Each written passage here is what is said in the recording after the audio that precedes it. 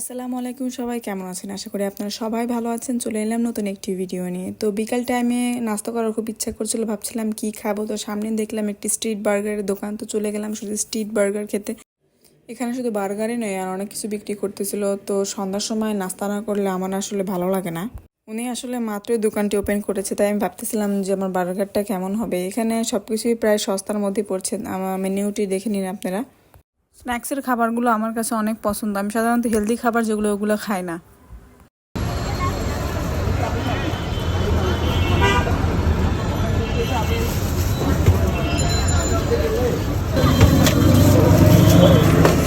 বেশি অ্যালার্জি আমার মনে হয়। ফল যেগুলো আছে, ফ্রুটস, ওগুলো আসলে অসুস্থ মানুষের খাবার।